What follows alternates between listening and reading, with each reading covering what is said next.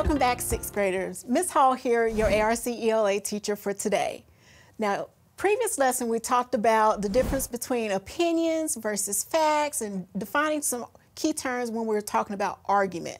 We're going to dig a little bit deeper by analyzing more argument statements. So our I can statement for today is, I can analyze how the author organized the text. For today's lesson, you will need a few things. As always, I highly recommend that you bring your ELA notebook because we're going to take some notes and it will be useful when it's time for us to go into our future labs. In addition, grab a pen or a pencil, your article for today, which is a Newsela article, and then also our Elements of Text Analysis FPO. But keep in mind, if you don't have this with you, that's fine. Follow along with me because I do have it in chunks for us today. As always, I'm fancy, you are too now, so have that handy dandy highlighter with you today. So let's jump in and talk a little bit about what are the elements of argument. So here's some key vocabulary. For our next couple of slides, you will need to pause the video to make sure you jot down these terms and definitions into your notebook. You will need to pause the video at this slide here so you can jot down the key vocabulary and its definitions.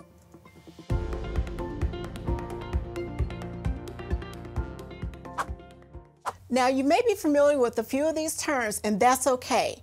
But I do want to make sure that I highlight just a few of them just to make sure that we're all on the same page and we have the same definition and understanding of what we're looking at. Let's take a look. Argument is a reason or set of reasons given with the aim of persuading others that an action or an idea is right or wrong. We touched base with that in previous lessons, but we're going to dig more into this as we read our text for today. Thesis statement. This one is a new term that you may not be familiar with, so I would definitely recommend that you highlight this one. A thesis statement is the main idea, opinion, or theory a speaker or writer is trying to prove. Now, oftentimes you'll hear thesis statement and it replaces the term main idea. Next, we have evidence. Now, we do know this word, evidence, and you're going to hear it a lot when we're making an argument or proving our claims. Now, evidence is the available body of facts or information indicating whether a belief or proposition is true or valid. The key thing that I want you to take note of when we're talking about evidence is body of facts. Okay? You can prove this. Next, we have reasoning. This one may be a new term for us, so I'm going to highlight this one as well. So reasoning is thinking about something in a logical, sensible way. What I want you to gather from this is sometimes we get emotional when we want to prove our points to our friends. That's not how reasoning works. It has to be logical and sensible. Keep in mind that when we're dealing with argument or addressing arguments, we need to understand both sides of the plate. The next term we have is claim. A claim is a statement or assertion that something is the case, typically without providing evidence or proof. Now, this term claim may be something you're not too familiar with, or you've heard it, but you can't really own the definition of this word. Now, keep in mind when we're talking about adding that 40,000 by the time we graduate, we own those words. We have it here and we know it. So the key thing I want you to keep in mind here when we're talking about a claim is something that is typically without providing evidence or proof. So I can make a claim and not have verifiable or proven information to support it. How is that different from evidence? Evidence typically can be proven with data, stats, things of that nature. Last but not least, we have conclusion, and that is the final comments at the end of a speech or a piece of writing. We do have three more terms I want you to add, and these are the three primary components of argument writing. That includes your introduction, the supports, and the conclusion. Now, we've already talked about conclusions, which restates your opinion at the very end of that writing, and you'll see that as we read the text today. Let's talk about introduction. Now, in our introduction, you're literally introducing the topic, and you're stating your opinion. Next, we have supports. This is where you're going to find the evidence or the claims that the writer uses to support their opinion or their position. That was from our last video. One thing I want you to gather from understanding introduction, supports, and conclusion, when we're talking about argument, it's not about being right or wrong. It's about being able to support your claim with verifiable evidence. Now, what makes a good debate? I wrote that up there because I really want you to think about not just your arguments or disagreements you may have with friends, families, or others, but really in the formal sense. When was the last time you had a disagreement with someone? In that disagreement, did you use all factual information or information that could be proven? Was there name calling or yelling? Using my personal experience, when I'm having a disagreement with, let's say, my brother or sister, yeah, we might raise our voice, but a goal when we're talking about a debate or an argument, in this case in a formal sense, as sixth graders, we have to be able to do it using factual information and make our claims very clear and concise. So for this activity, I need you to pause the video and look at our two categories here. We have organized, meaningful, and successful debate, unorganized, meaningless, unsuccessful debate. We have some terms up here, and I want you to place them in the correct category. Now think about the example that I provided you with having a disagreement with maybe a friend or a family member, and compare it to maybe an argument where you're stating your facts and stating your claims.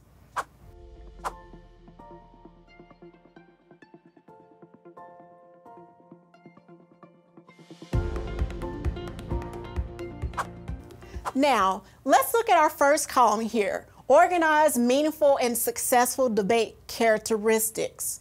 Do you see anything that will fall under this category? I do. Clear claims. We also have clear position. I see opening and closing statements. Proof from credible source. What's an example of a credible source? Thinking back to our previous lesson, an example of a credible source will be an expert in that field. For example, when we were talking about labradoodles, an expert in that field would be the SPCA. Anything else? We have a position that argues both sides and personal experiences to support the claim. In our previous lesson, the writer mentions their neighbor that had a labradoodle that always ran away. That's a personal experience that supported their claims that labradoodles wouldn't make best pets. Let's see if we find some example of unorganized, meaningless, or unsuccessful debate characteristics. I see a couple. The first one that stands out for me is yelling. Oftentimes when we're yelling, there's a lot of emotions involved, and oftentimes I check out when someone's yelling at me. So if you want to get your point across, yelling would not be the most effective way to do that. What else do you see? Exactly. Talking while someone else is talking. My grandmother always told me that there's a reason why we have one mouth and two ears. It's easier to be heard than to do all the talking. And it's hard to hear if we're talking as well. Now, before we move on, let's talk about what we've noticed here. When we're talking about organized, meaningful, and successful debate, there include a lot of commonalities here. I see the word clear mentioned a lot. Clear position, clear claims, proof from credible sources. So you have to be really organized and have your ducks in a row to be able to have a clear and purposeful debate. Let's look at our next category, unorganized, meaningless, unsuccessful debate characteristics. What do you notice? Nothing is mentioned of having evidence to support your claim. So are you really making your point? Yelling won't help. Talking over someone won't as well. How do we feel so far? Let's go.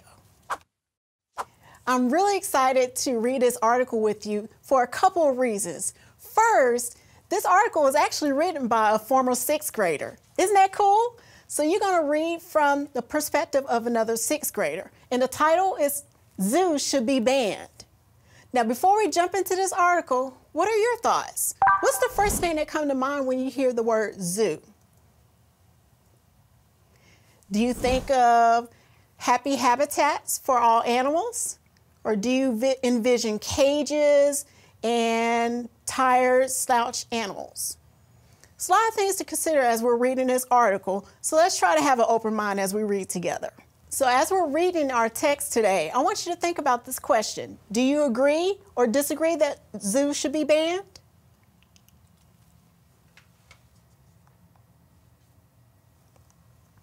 Now, as you read the article, as always, I'm going to give you a couple things to consider.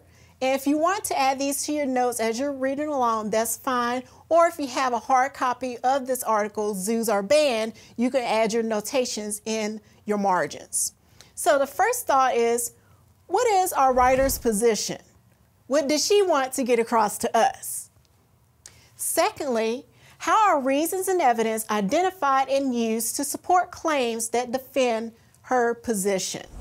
Now you see here I have a copy of the FPO that you may have to complete our activity for today, but keep in mind if you do not have a hard copy or electronic version with you, follow along because I'm going to chunk it for us together. At this time, go ahead and pause the video and read the text for yourself.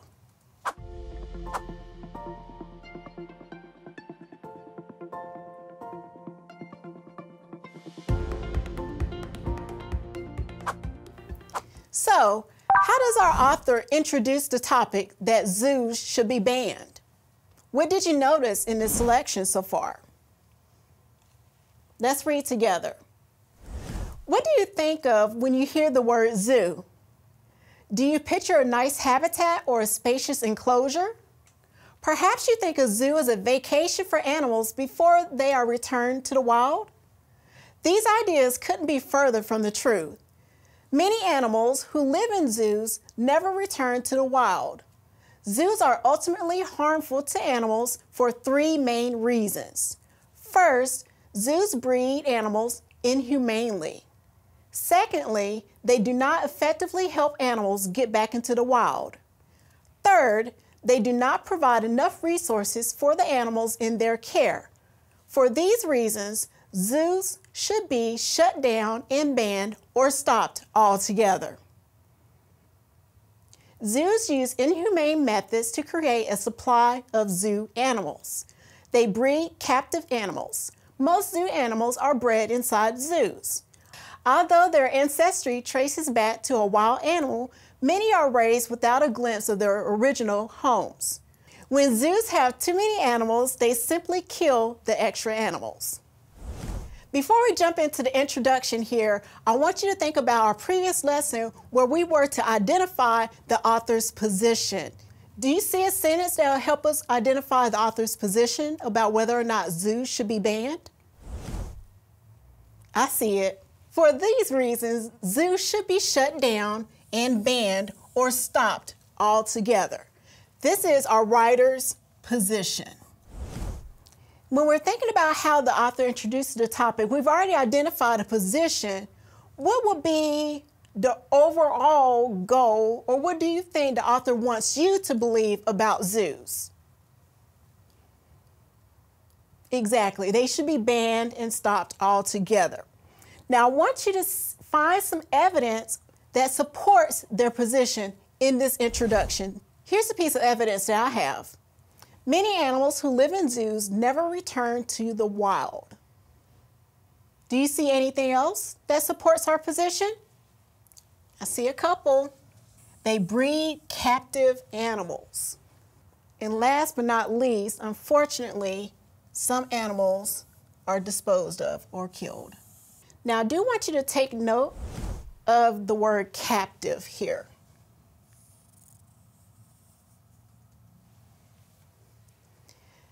You may see the stem capped, which means to take.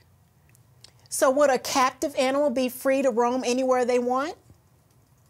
Unfortunately, no. They're enclosed in some type of cage or barrier. So now let's jump into our introduction component of our FPO. So in our introduction, keep in mind we're introducing the text and makes a claim about the theme or central idea in our text. So I'm going to summarize the author's claim and position here. This is not my personal opinion, and it's not about our feelings. We're only restating the author's thoughts on this subject. So I'm going to say that according to the author, zoos should be banned because animals are kept in inhumane captivity. Did you get something that's similar to what I have here? Let's keep going. Now, the next component that we're going to address is finding some additional evidence that our author provides to support her claim that zoos should be banned altogether. Let's read this together. Finally, zoos simply don't have enough resources to properly house the creatures they own. Natural wild habitats can't be recreated in spaces where animals are held captive. According to the opinion article, All the Reasons Why Zoos Should Be Banned, published by Vice in 2015, polar bears in captivity have up to 18,000 times less space in zoos than they do in the wild. Animals cannot live full, healthy lives in captivity. 75% of elephants kept in zoos are overweight. 40% of lion cubs pass away before their full lifespan. This data supports the argument that zoos do not have the resources to support animals' well-being, health, and populations. The British Broadcasting Company, or BBC, has reported that around 3,000 to 5,000 animals are killed each year in zoos in Europe. Many more animals show signs of zoochosis. This is a psychological disorder observed in zoo animals that leads to pacing, bar biting, and other obsessive behaviors. First, I want you to find some verifiable evidence that supports our author's position that zoos should be banned altogether. Keep in mind, when we're talking about verifiable, it could be backed up with either experts or data. I see a couple of pieces here. So, the author mentions another publication on the subject written by another expert titled All the Reasons Why Zoos Should Be Banned, and it even provides the year that it was published. So again, we can verify and prove that this is a real piece of writing. Additionally, the author mentions actual numbers. Polar bears in captivity have up to 18,000 times less space in zoos. You can verify that information. Do you see anything else that we can verify? 75% of elephants kept in zoos are overweight. Also, 40% of lion cubs pass away before their full lifespan. Last but not least, the British Broadcasting Company, or BBC, has reported that around 3,000 to 5,000 animals are killed each year in zoos in Europe.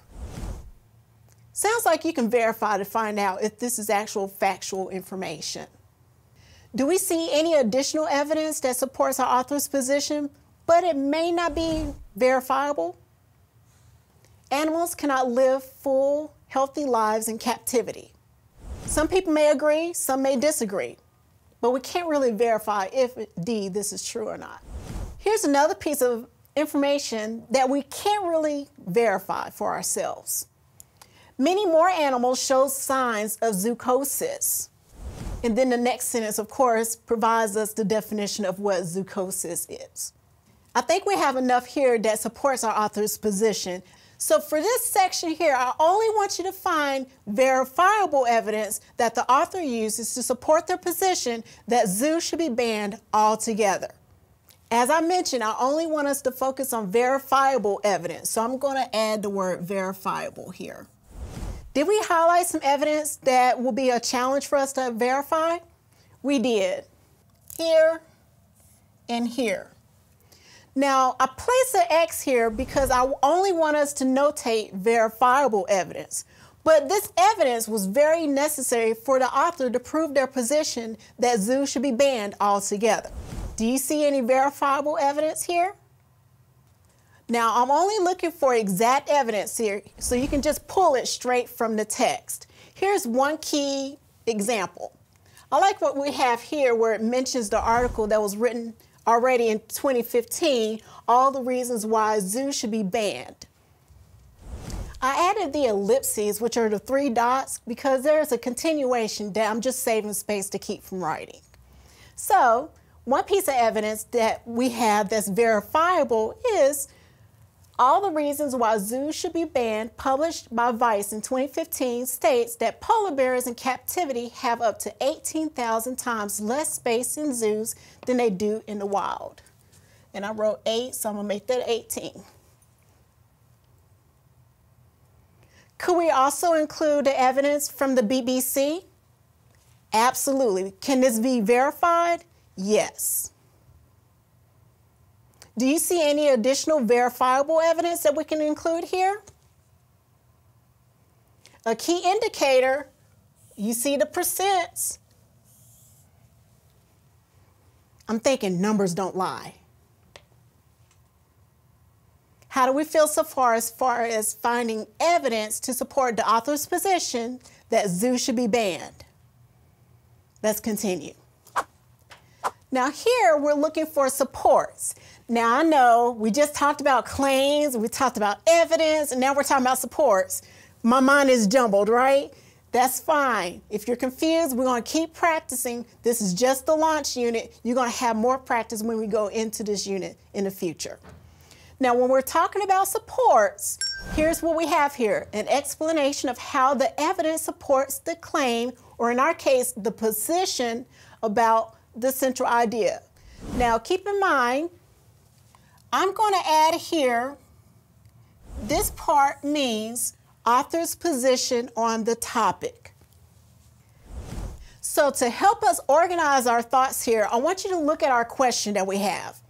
How does the author justify moving animals to sanctuaries instead of releasing them to the wild? That's going to help us find supports that supports the claims that supports the author's position that zoos should be banned altogether. You see the steps here? Good, we're getting there, don't worry. Let's read this together. Zoos should make an effort to reintroduce the animals into the natural habitats where they can thrive on their own.